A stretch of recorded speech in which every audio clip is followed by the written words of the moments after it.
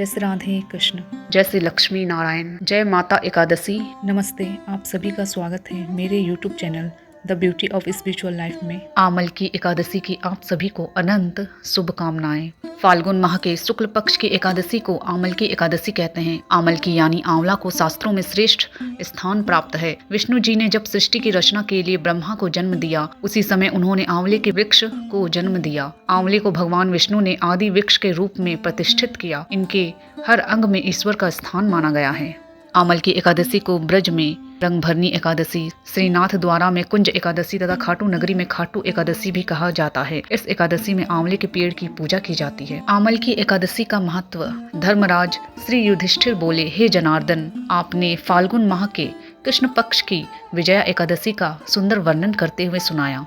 अब आप फाल्गुन माह के शुक्ल पक्ष की एकादशी का क्या नाम है तथा उसकी विधि क्या है, कृपा करके मुझे बताइए।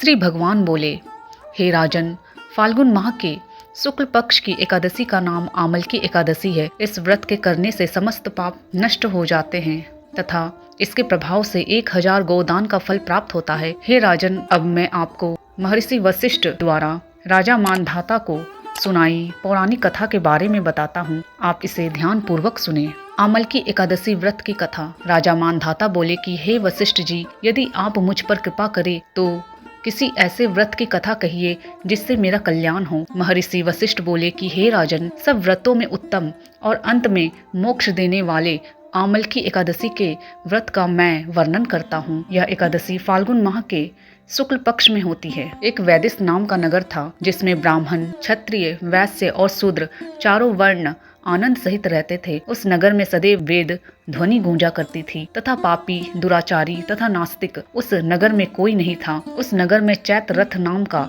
चंद्रवंशी राजा राज्य करता था। वह अत्यंत विद्वान तथा धर्मी था। उस नगर में कोई भी व्यक्ति दरिद्र व कंजूस नहीं था। सभी नगरवासी विष्णु भक्त थे और आबाल, वृद्ध, स्त्री, पुरुष एकादशी का व्रत किया करते थे। एक समय फाल्गुन मास के शुक्ल पक्ष की आमल की एकादशी आई। उस दिन राजा, प्रजा तथा बाल वृद्ध सबने हर्ष पूर्वक व्रत किया। राजा अपनी प्रजा के साथ मंदिर में जाकर पूर्ण कुंभ स्थापित करके धूप, दीप, नैवेद्य, पंचरत्न आदि से धात्री आंवले की पूजा करने लगे और इस प्रकार स्तुति करने लगे। हे धात्री, तुम ब्रह्म स्वरूप हो। तुम ब्रह्मा जी द्वारा उत्पन्न हुए हो और समस्त पापों का नाश करने वाले हो। तुमको नमस्कार है। अब तुम मेरा अर्घ स्वीकार करो। तुम श्री रामचंद्र जी द्वारा सम्मानित हो। मैं आपकी प्रार्थना करता हूँ, अतः आप मेरे समस्त पापों का नाश करो। उस मंदिर में सबने रात्रि को जागरण किया। रात के समय वहाँ एक बहेलिया आया जो अत्यंत पापी और दुराचारी था। वह अपने कुटुंब का पालन जीव हत्या करके किया करता था। भूख और प्यास से अत्यंत व्याकुल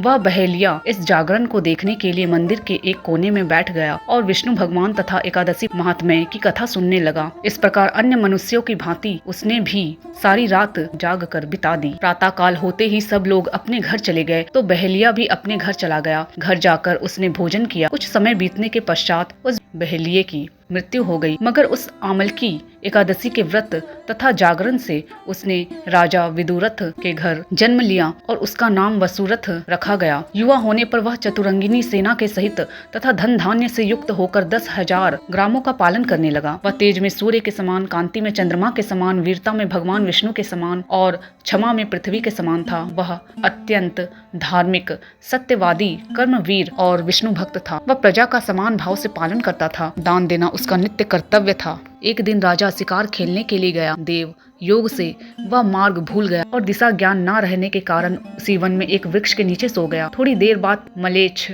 वहां पर आ गए और राजा को अकेला देखकर मारो मारो शब्द करते हुए राजा की ओर दौड़े। मलेच्छ कहने लगे कि इसी दुष्ट राजा ने हमारे माता पिता, पुत्र, पौत्र आदि अनेक संबंधियों को मारा है तथा देश से निकाल दिया है, अतः इसको अवश्य मारना चाहिए। ऐसा कहकर वे मलेच्छ उस राजा को मारने दौड़े और अनेक प्रकार के अस्त्र शस्त्र उसके ऊपर फेंके। वे सब अस्त्र शस्त्र राजा के शरीर पर गिरते ही नष्ट हो जाते और उनका वार पुष्प के समान प्रतीत होता। अब उन मलेच्छों के अस्त्र शस्त्र उल्टा उन्हीं पर प्रहार करने लगे, जिससे वे मूर्छित होकर गिरने लगे। उसी समय राजा के शरीर से एक दिव्य स्त्री उत्पन्न हुई। वह स्त्री अत्यंत सुंदर होते हुए भी उसकी भ्रिकुटी टेढ़ी थी। उसकी आंखों से लाल लाल अग्नि निकल रही थी। जिससे वह दूसरे काल के समान प्रतीत होती थी। वह स्त्री मलेच्छों को मारने दौड़ी और थोड़ी ही देर में उसने सब मलेच्छों को काल के गाल में पहुंचा दिया। जब राजा सोकर उठा तो उसने मलेच्छों को मरा हुआ देखकर कहा कि इन शत्रुओं को किसने मारा है, इस वन में मेरा कौन हितैषी रहता है। वह ऐसा विचार कर ही रहा था कि आकाशवाणी हुई, हे राजा, इस संसार में विष्णु भगवान के अतिरिक्त कौन तेरी सहायता कर सकता है। इस आकाशवाणी को सुनकर राजा अपने राज्य में आ गया और सुखपूर्वक राज्य करने लगा। महर्षि वशिष्ठ बोले कि हे राजन, यह आमल की एकादशी के व्रत का प्रभाव था। जो मनुष्य इस आमल की एकादशी का व्रत करते हैं वे प्रत्येक कार्य में सफल होते हैं और अंत में विष्णु लोक को जाते हैं। तो ये थी आमल की एकादशी व्रत की कथा। मिलते हैं अगले वीडियो में। आप सभी का धन्यवाद। जय माता एकादशी, जय श्री लक्ष्मी नारायण। जय श्री राधे कृष्ण।